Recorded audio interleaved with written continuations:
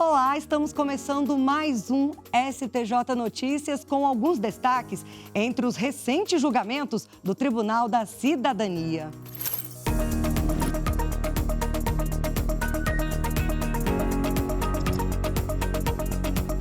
Nesta edição, você vai ver olheiro que atua durante venda de drogas responde por tráfico e não por colaboração. Temos também valor de dano moral. Em caso de morte, deve considerar convivência familiar. E mais, reportagem especial destaca os 20 anos da Lei Maria da Penha, os avanços na legislação e o papel de quem presencia a violência doméstica. O STJ Notícias está no ar.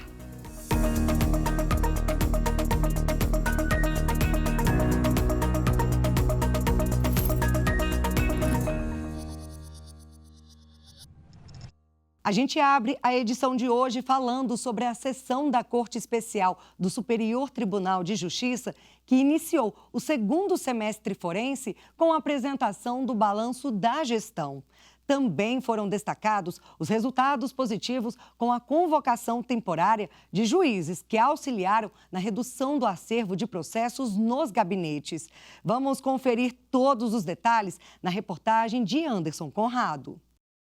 Durante a sessão de abertura do segundo semestre forense de 2026, o presidente do STJ, ministro Herman Benjamin, fez um breve balanço da gestão que se encerra neste mês.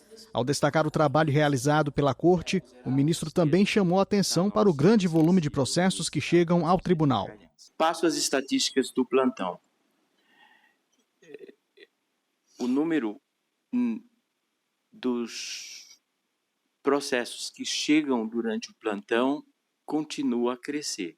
Faço esse alerta para o próximo presidente, o ministro Luiz Felipe Salomão.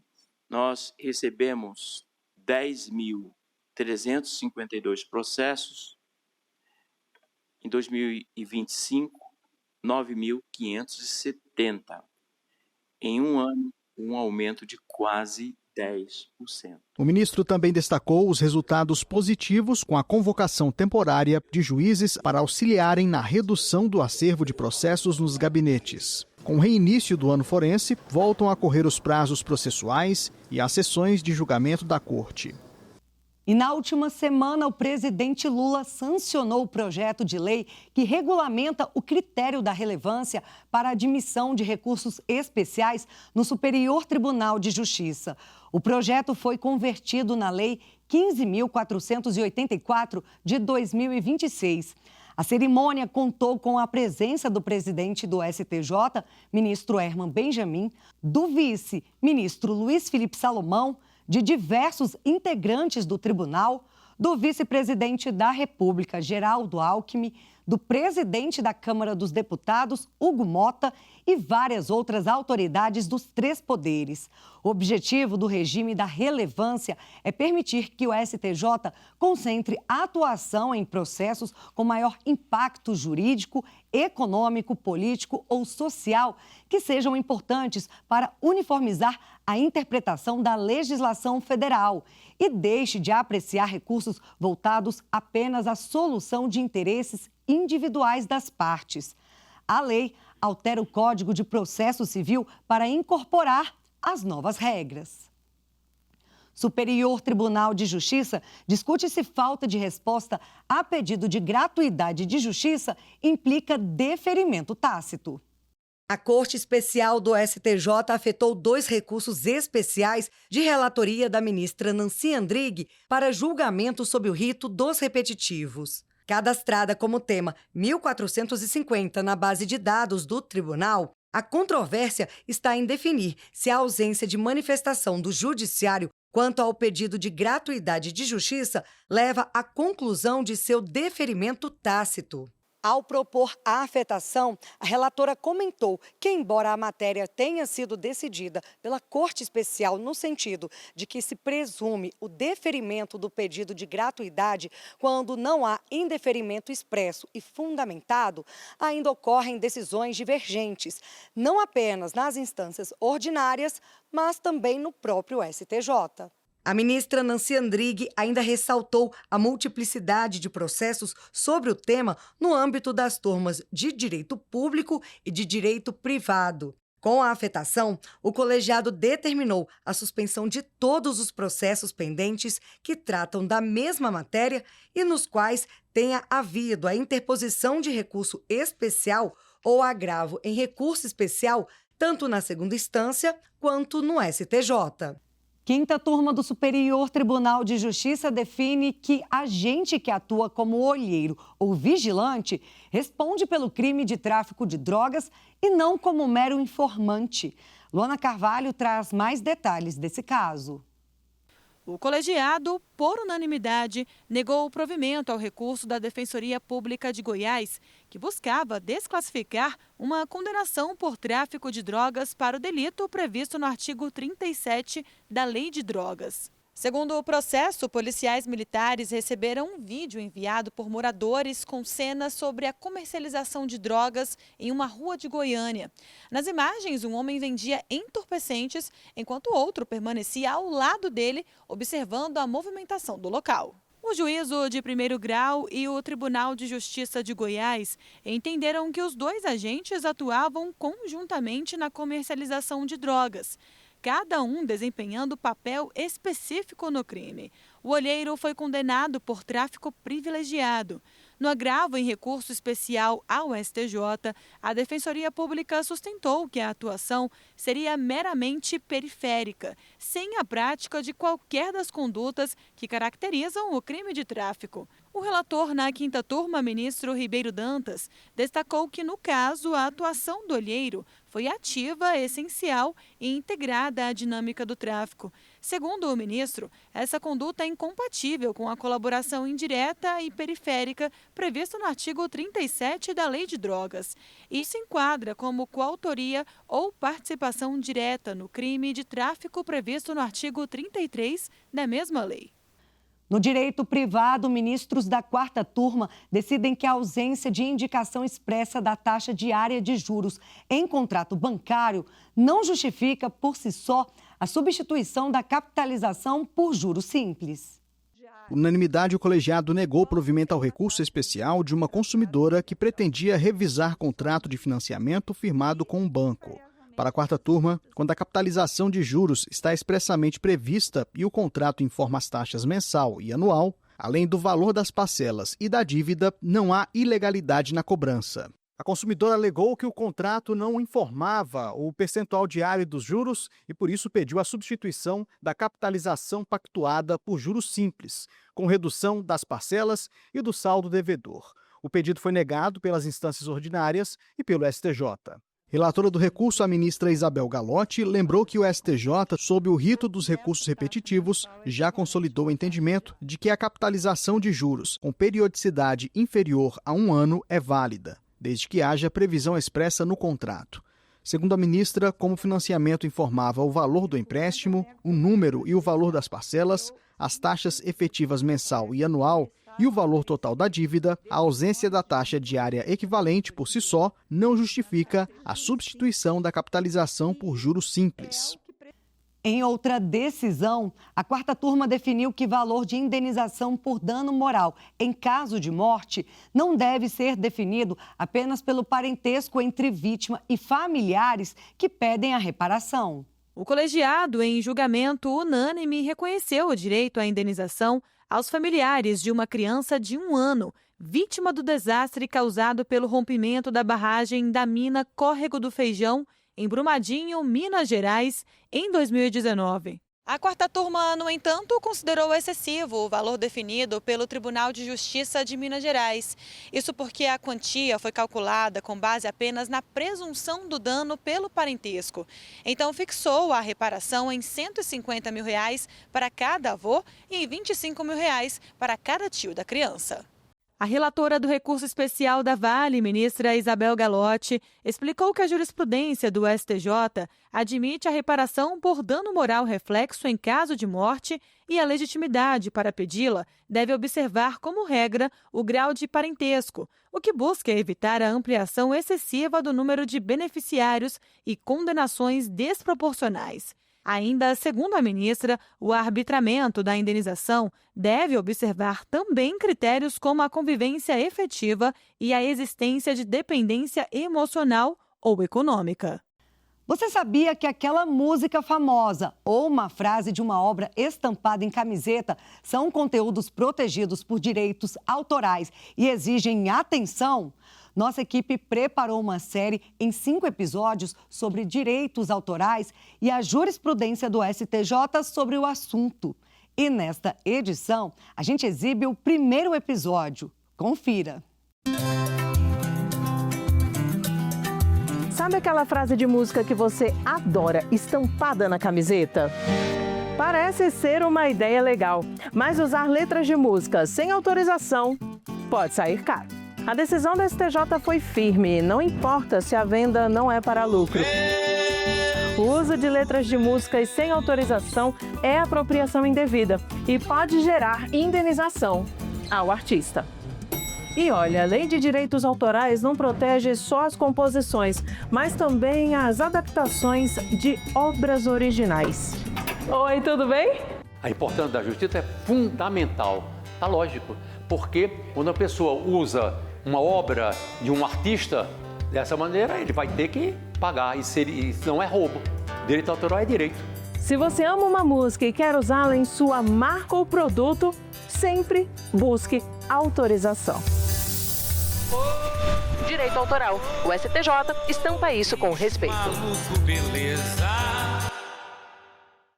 Na sistemática dos recursos repetitivos, Superior Tribunal de Justiça fixa a tese de que a Lei Candir é suficiente para a cobrança do ICMS de FAO em operações interestaduais destinadas a consumidor final contribuinte. Em julgamento sob o rito dos recursos repetitivos, tema 1369, a primeira sessão do STJ estabeleceu que a Lei Complementar número 87 de 1996, conhecida como Lei Candir, disciplina de forma suficiente a cobrança de ICMS de FAO em operações interestaduais destinadas a consumidor final contribuinte do imposto antes da entrada em vigor da Lei Complementar número 190 de 2022. Com a decisão, o tribunal rejeitou o argumento de que a cobrança só seria possível após a lei complementar mais recente, evitando esvaziar a eficácia de regras em vigor há 3 décadas. Segundo o relator, ministro Afrânio Vilela, a evolução do comércio eletrônico alterou a dinâmica da arrecadação entre os estados, o que exigiu mudanças na Constituição, como a emenda 87 de 2015, para garantir o equilíbrio na divisão do imposto. O ministro explicou que o de FAO é a diferença matemática entre a alíquota do estado de origem e a do estado de destino. Ele destacou que, desde 1996, a Lei Candir já previa expressamente essa responsabilidade nas operações interestaduais destinadas ao consumidor final contribuinte do imposto. Ao contrário do que ocorreu com os não contribuintes, situação analisada pelo Supremo Tribunal Federal, o relator entendeu que as regras para os contribuintes sempre estiveram claras na Lei Candir e as mudanças trazidas pela Lei Complementar 190 de 2022 apenas adequaram a nova realidade das operações com não contribuintes ou aperfeiçoaram o texto legal.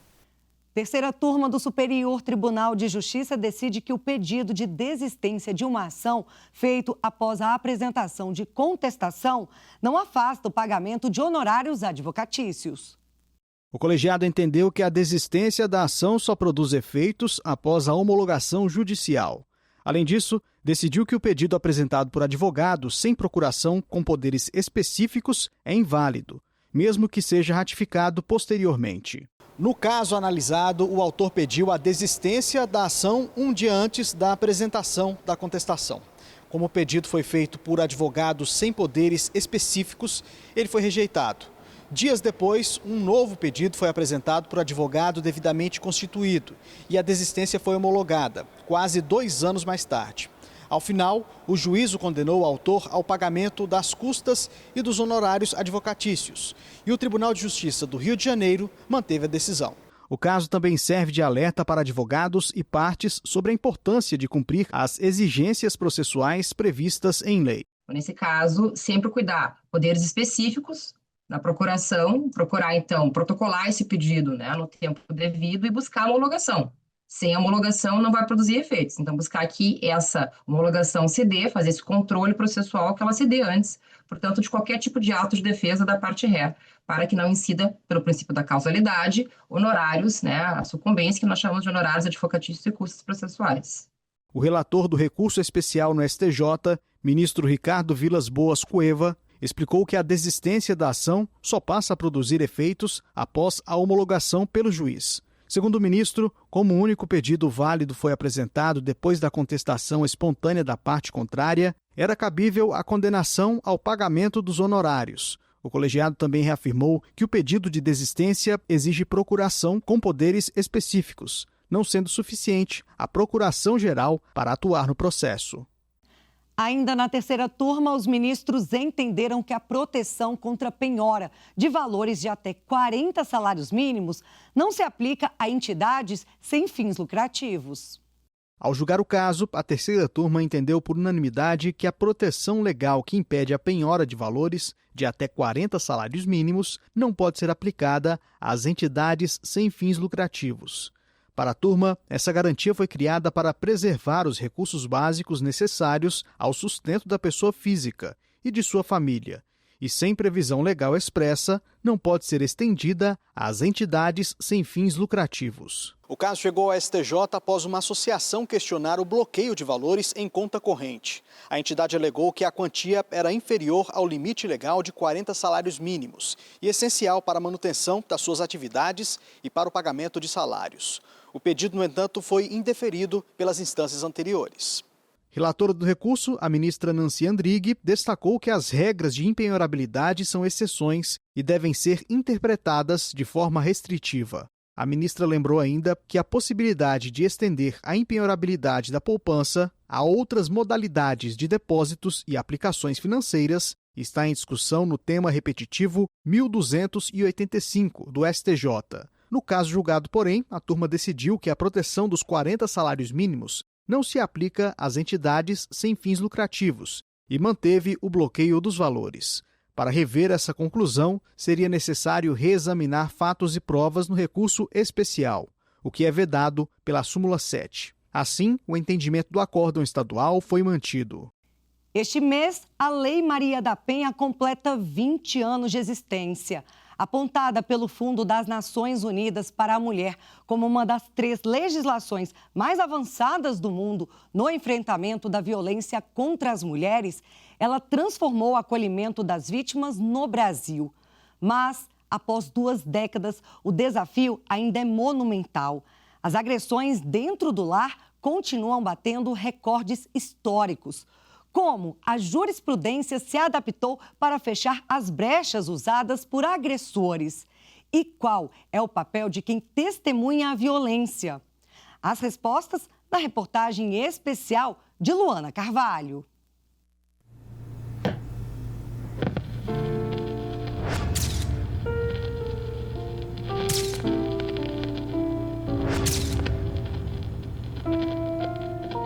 A vulnerabilidade presumida pela lei não se fundamenta na disparidade de força física entre agressor e vítima, mas na condição estrutural de subordinação a que as mulheres estão submetidas em contextos domésticos, familiares e afetivos, independentemente do gênero de quem perpetra a violência.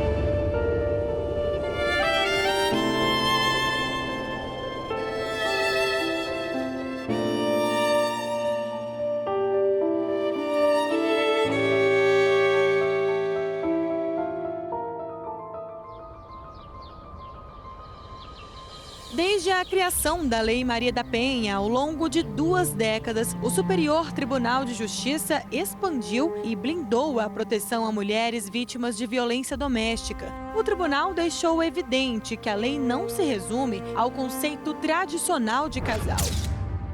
STJ reconhece a aplicação da Lei Maria da Penha em caso de violência praticada por filhas contra a mãe em situação de vulnerabilidade. Qualificadora de violência de gênero também se aplica a agressões contra a mulher em relações homoafetivas. Superior Tribunal de Justiça determina que as medidas protetivas não têm prazo de validade pré-determinado e continuam válidas enquanto houver risco. Mais de 966 mil novos casos por violência doméstica ingressaram na Justiça brasileira em um único ano. 15.453 julgamentos de feminicídio, 582 mil medidas protetivas concedidas. 5 dias, o tempo médio que um juiz leva para analisar e conceder uma medida protetiva de urgência. É muito importante a gente colocar que a violência que está na Lei Maria da Penha não é só a violência física. O que causa muita dor e muitas vezes é invisibilizada é a violência psicológica, a violência moral. Então, são as ferramentas de controle, chantagem, humilhação, diminuição da autoestima da mulher. Também a Lei Maria da Penha coloca a violência patrimonial e a violência sexual. A violência nem sempre fica trancada em 4 paredes. Muitas vezes ela transborda para áreas em comum ou públicas, diante dos olhos de desconhecidos. Foi o que aconteceu com um porteiro de um prédio em Brasília. Pelas câmeras do elevador, ele presenciou um ato violento. Nesse dia em questão, eles já estavam, se não me engano, o rapaz estava um pouco embriagado, né, de partida. E aí, ele discutindo com a esposa dele, ele deu um empurrão nela no elevador com as 2 mãos e levantou a voz. E aí, se deu realmente um tapa no rosto dela, eventualmente. Foi aí que a gente já nem precisou pensar 2 vezes, a gente só comunicou à polícia para estar vindo até aqui. A atitude do porteiro ajudou a moradora naquele dia. E especialistas reforçam: meter a colher em briga de marido e mulher nesse tipo de situação não significa entrar em confronto físico, mas acionar as autoridades imediatamente. Esse não é um problema só das mulheres, é um problema também dos homens. É um problema de toda a sociedade, dos órgãos públicos, do sistema de justiça, das empresas privadas. Então é preciso que nós tenhamos uma atitude proativa. Presenciou uma agressão em andamento? O caminho correto é ligar para o 190 da Polícia Militar. E se for uma situação recorrente, no ambiente de vizinhos, a denúncia anônima pode ser feita pelo 180. Foi condenado a 28 anos em regime inicial fechado o réu João Guatumozin Mugem Neto. Ele respondeu pela tentativa de homicídio qualificado da ex-companheira e pelos homicídios qualificados consumados dos 2 filhos. O motivo para o ataque seria a inconformidade dele com o fim do relacionamento. Ele tentou quebrar o meu pescoço diversas vezes. Eu desmaiei. Quando eu despertei do desmaio, eu estava com meu corpo e o apartamento em chamas. Fui até a área de serviço, gritar por socorro. E lá, o meu algoz, ele veio atrás de mim e me jogou do 3º andar.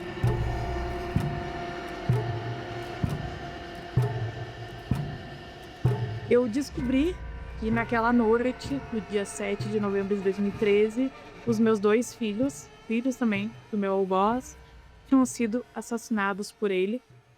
E a minha filha Isadora, na época, tinha 2 anos e 7 meses. E o meu filho, bebê, tinha 3 meses. É a dor mais latente que eu tenho.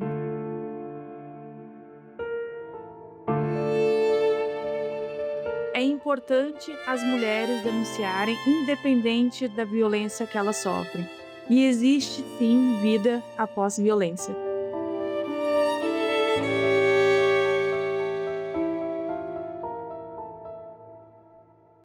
E o STJ Notícias está chegando ao fim. Continue atualizado sobre tudo o que acontece no STJ acessando o site oficial, o canal do Tribunal no YouTube ou pelas plataformas de áudio e as redes sociais. Tchau, tchau!